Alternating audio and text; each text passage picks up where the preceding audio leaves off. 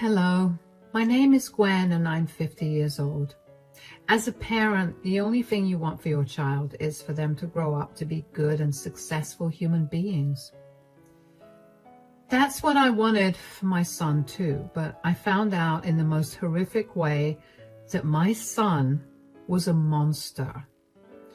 Today, I want to share mine and my daughter-in-law's story with you. Let me tell you a little about myself first. I got married too young to my college boyfriend. On paper, we were perfect for each other. We had the same interests, goals, and ideals. We were meant to be, but of course that wasn't the case. I ended up getting pregnant with my son, Brody, as soon as we graduated, so we decided to get married. The next 5 years of my life can only be described as a nightmare. Every single day, my ex-husband would yell at me for ruining his life with my pregnancy. He drank like a fish every single day, yelled at me for hours, fell asleep, and then woke up and acted like he did nothing the previous day. He could not hold down a job, and I struggled to provide for my son, Brody. I finally reached my breaking point when I found out that my ex-husband had been stealing money from me to fund his alcoholism. I took Brody and everything I had and I left my ex-husband. The divorce process was long and painful because my ex refused to let anything go. He even tried to get full custody of Brody and I had to fight him tooth and nail for custody. Needless to say, I did my best to raise Brody to be nothing like his father. When my divorce got finalized, I moved to a different state with Brody to start over. I struggled to find a job, but when I did, I worked hard and gradually got promoted to higher positions.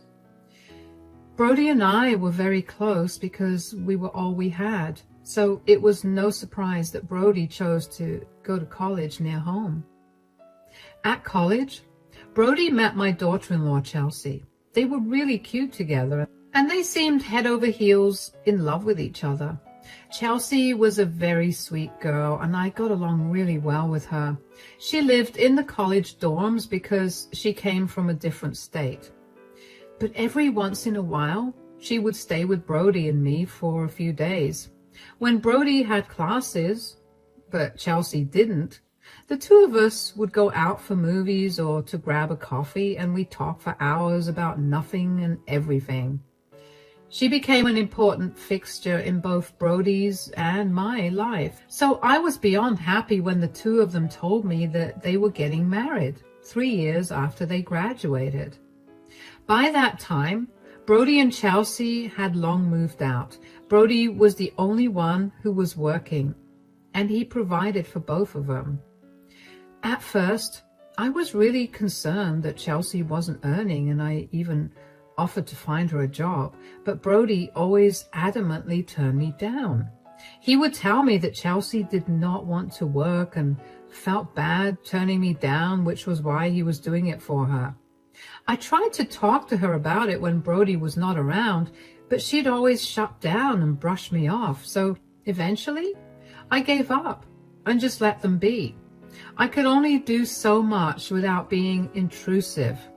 Brody made more than enough to support the both of them, and as long as they were able to feed and clothe themselves, I figured there was nothing more for me to say. Around 2 years into their marriage, Brody began to travel for work. He'd be gone for anywhere between a week to 2 months for these trips. Coincidentally, during these trips, along with not seeing Brody, I also would not see Chelsea. She would always be out or busy or too tired to meet me. I never questioned it, but I did think it was odd.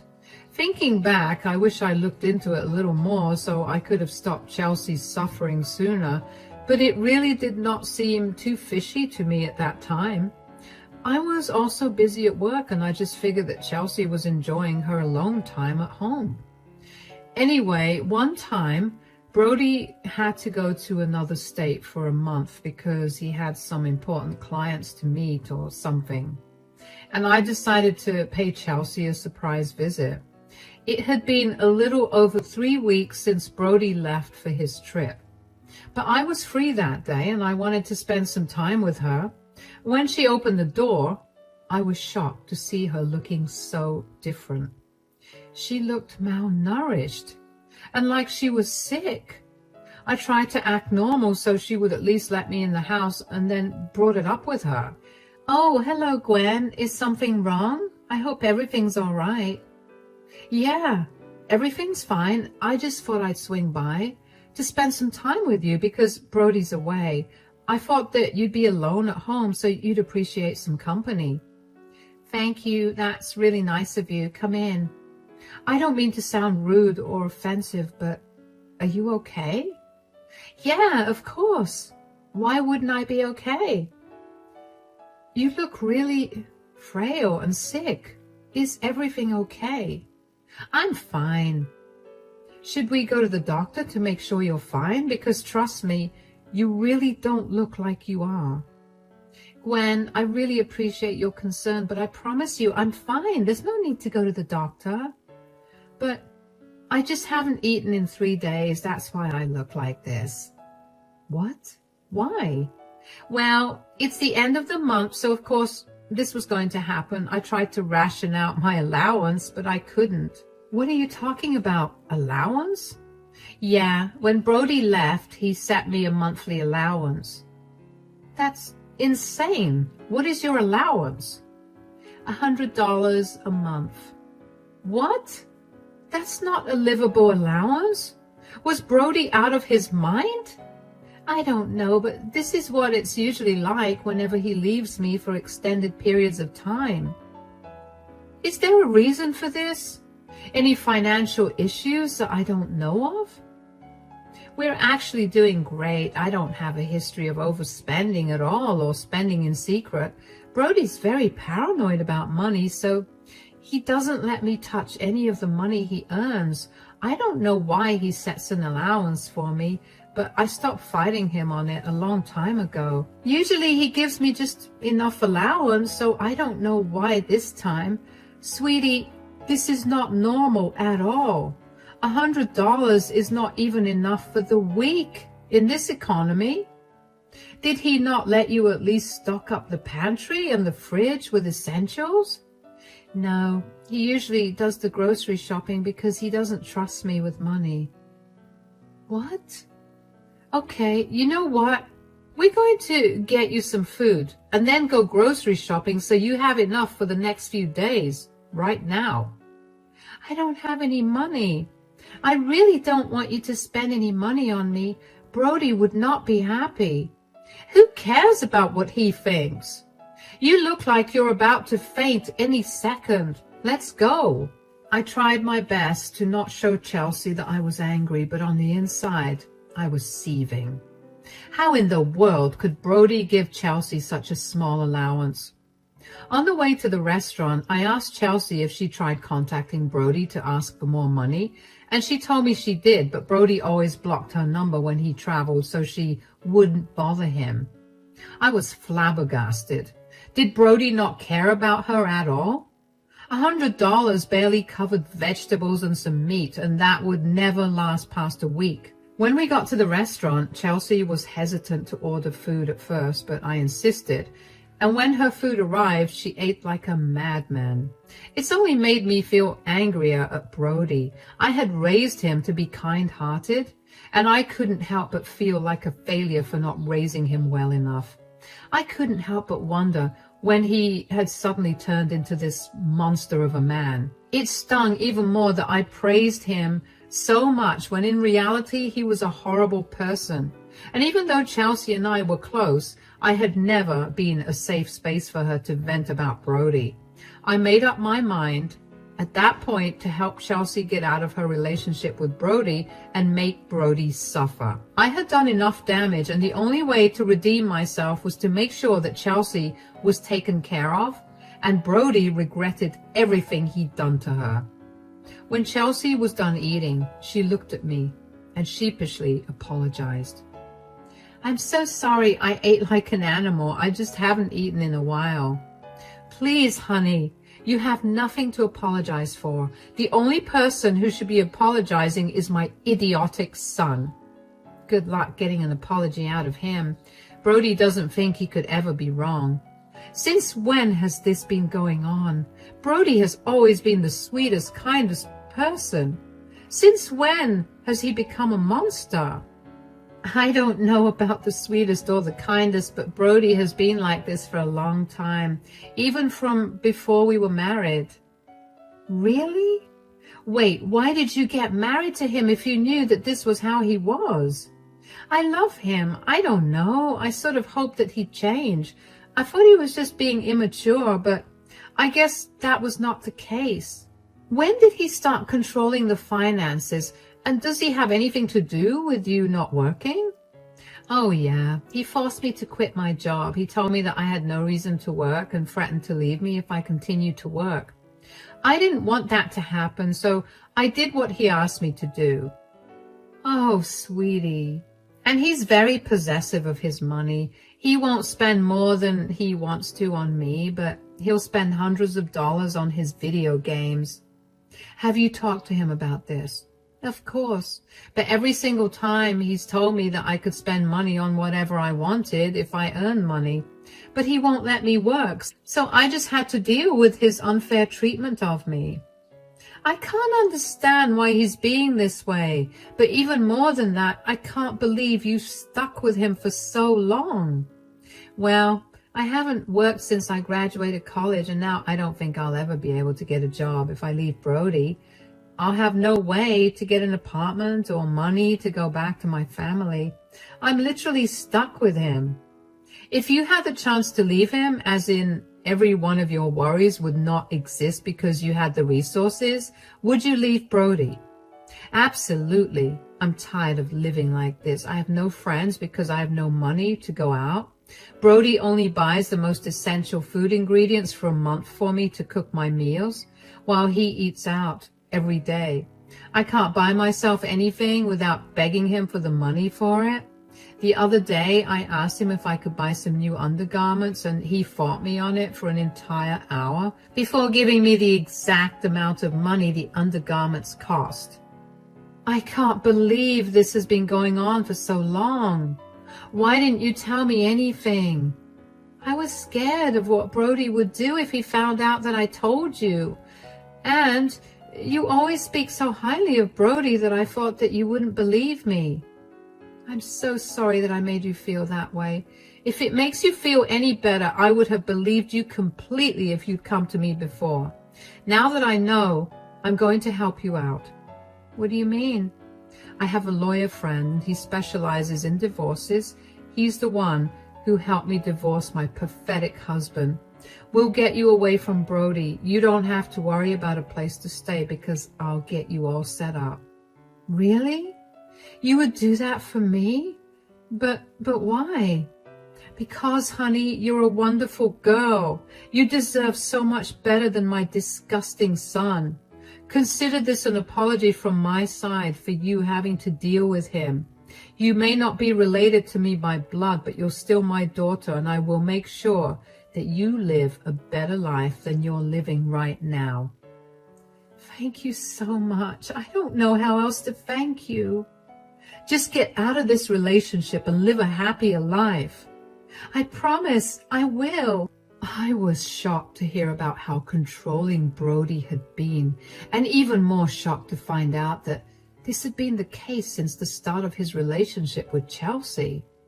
I felt so bad that she had just dealt with his nastiness, but I also understood why she did. She was in a new place, and Brody was the only person she was the closest to. Leaving the one person you knew in a place that was foreign to you was not an easy thing to do. I was glad that she opened up to me because I was going to make sure that she got out of that relationship. After I had bought some groceries for Chelsea, I dropped her off at home. When I got back home, I immediately called my lawyer from when I got divorced, and he referred me to his friend who worked in my city. I had to work fast because Brody was going to be back in a week, and I wanted Chelsea to be safe.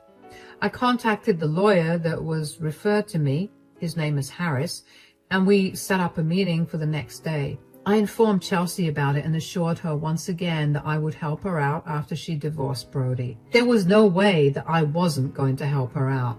She was an amazing girl and she deserved a lot better than my disgusting son. I wanted to call Brody and yell at him for everything he'd done to Chelsea, but I decided to let the law do its job. The next day, Chelsea and I met Harris, who immediately filed for an emergency protective order against Brody. He explained to us that what Brody had been doing was legally considered financial abuse, and so Chelsea needed to get out so that Brody did not hurt or harm her in any way during the divorce process. It took Harris 2 days to get the protective order. I was worried that the judge would not grant it, but Chelsea had provided more than enough proof of Brody's abuse, and I also gave my testimony about how I'd found Chelsea after almost a month of living on the tiny allowance that Brody had given her. All of that worked in favor of Chelsea, and the judge immediately granted her the protective order. Aside from that, I also helped Chelsea find an apartment that she liked. I paid for the entire thing along with a year's rent so that she wouldn't have to worry about it while she had the divorce process going on. I used my connections to help her get a job and also encouraged her to pursue a master's degree. Finally, on the day that Brody was supposed to arrive, I told Chelsea to stay at my place. She couldn't move into her new apartment until the start of the next month, so I offered to let her stay with me until Brody left. Then Harris and I waited for Brody at his place. When Brody walked into the house, he called out for Chelsea, but when he heard no reply, he came towards the living room where he found Harris and me. "Mom, what are you doing here? And who's this? Where's Chelsea?" "Chelsea is at my place, and this is her lawyer, Harris." "Her lawyer? What's going on? Why does she need a lawyer?" "Because she's getting a divorce from you." "Divorce? Where's she going to go if she divorces me? She has no one to help her out, and she has no money or credit scores." "So, you admit that you've been financially abusing her for years?" "I wouldn't call that abuse. I've read way too many horror stories of men whose wives left them bankrupt because of their spending habits, and I was not going to let that happen to me." "Sure, but giving Chelsea $100 allowance for a month? You don't think that's abusive at all?" "There are people out there that are making it on that amount for 2 months. I was trying to teach Chelsea how to be careful with spending." "That's not teaching her how to spend her money at all. That's just severely restricting her. The people who make it on that amount do it because they have no other way to live. You make $150,000 a year and you don't spend even a quarter of it on Chelsea, and you don't let her work either. That is literally the legal definition of financial abuse." "So what now? Chelsea's going to leave me? Like I said, she has nowhere to go. You're not having any of my money. She just spend it on whatever someone says she should." "Why did you even marry her if this is how you thought of her?" "Because I needed to start a family. I've just been waiting because I needed to fatten up my savings a little more." "When did you become so despicable? And for the record, Gwen has no reason to worry about where she'll go or what job she'll get, because I'm going to help her out with it." "What? You're choosing a stranger over your son?" "She's not a stranger. She has proven to be more of a daughter to me than you have as a son. And she will rise up and live a much better life than you expect." "Please, how's she even going to do that? She's not capable of anything but sitting in the house and looking pretty." "Harris here has something for you." "This is a protection order against you. You have an hour to take all your necessities and move out until your hearing in 30 days. "Move out? This is my house. I own it."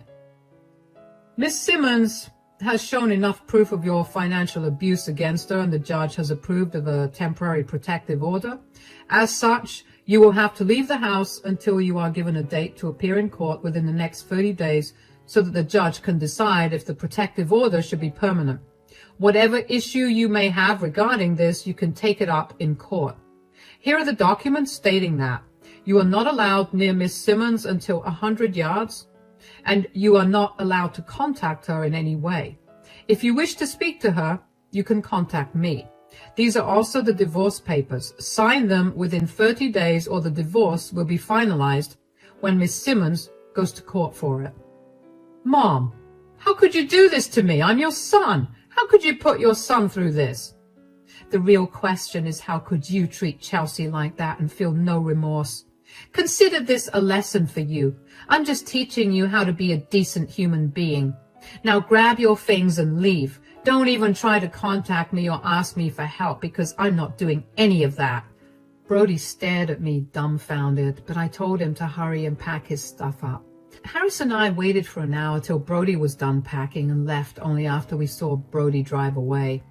I didn't understand why he was so shocked that I could do something against him when he had been actively hurting someone he was supposed to love for years.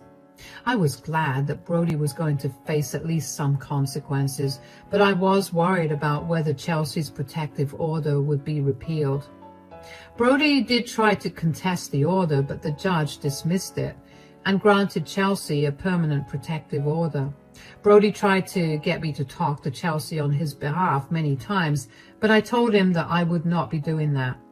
Eventually, I threatened to report him for trying to indirectly contact Chelsea, and he stopped out of fear. The divorce process was long and really hard on Chelsea, but I stood by her side the entire time. Harris was a great lawyer and fought hard to make sure that Chelsea got justice. In the end, Brody was ordered to pay Chelsea a huge amount in compensation for his abuse, and was also ordered to pay her alimony. I was beyond happy that he was made to pay her back. Not only would Chelsea be free, but she'd also be financially secure. She could do all the things she never got to do without having to beg for it. When Chelsea's divorce was finalized, both of us cried with joy and celebrated with dinner at Chelsea's favorite restaurant. About a week after the divorce was finalized and the court orders were made, I was at home when I heard my doorbell ring several times. I instinctively knew that it was Brody standing at the door. I contemplated not answering the door, but eventually did, because I was curious about what he wanted to say. "What are you doing here? I told you that I was not going to help you out at all." "Why did you do this to me? Do you know how much money I've lost in all of this? Do you have any idea about how much money I've had to give Chelsea as compensation, as well as alimony? Why did you choose to ruin my life? You are not only being stingy with your money, but you are also making Chelsea's life miserable. You did not let her work since she graduated college. You threatened to leave her multiple times. You isolated her from her family by forcing her to stay here. Why would I not want you to suffer right now?" "Oh, what? So it's a crime that I loved her and wanted her to be with me?" "That was not a crime. The crime was you purposely making her dependent on you both financially and emotionally, and then taking away her access to everything." "I told you that was not what I was trying to do. Did you even stop to think for a second that she was making this whole thing up?" "Did you or did you not give her a budget of $100 for the month when we were away?" "Yes, but that was only one time." "Lies. Chelsea showed us receipts of you sending her less than the minimum amount needed to survive for whatever time you were away." "I told you this was just my way of teaching her to be financially responsible. I was not abusing her." "Do you even know how I found her? When I met her while you were away, she looked like she was entirely just skin and bones. She looked ghostly white, like she was going to faint any second. Do you know why? Because she had no money for 3 days to buy herself food. She didn't eat for 3 days, and that was after she rationed out the money for the month. You didn't stock up on groceries for her either. She barely ate the entire month and starved for 3 days, all because of you. If she told me you blocked her number. She tried calling you but couldn't get through to you. If I hadn't gone to see her, I don't even want to think about what her state would have been. Don't even try to tell me that you weren't abusing her. You can be in denial for as long as you want, but that will not change the truth." "Whatever. I was right to not give her money anyway. Look at how much she cost me. If I hadn't saved up all these years, I'd be destitute right now. You are no longer my son. I do not want to see or hear from you ever again. I raised you better than this, and I will not accept any apology you send me. Get out of my face and leave me and Chelsea alone. I slammed the door shut in Brody's face after that. As a mother, that hurt to do, but as a woman, it felt really empowering. I couldn't even begin to describe the amount of disgust I felt when I looked at his face.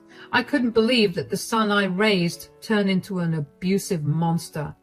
So as a mother, this was my way of correcting that. I was not going to be associated with a man like Brody. God knows how much I struggled to get away from his father, and I was not going to let something like that happen to Chelsea. Chelsea is doing well now. She finally has the freedom to do whatever she wants, and she seems healthier too. I make sure to go over to her place every week with a cooked meal because I'm still paranoid that she isn't eating.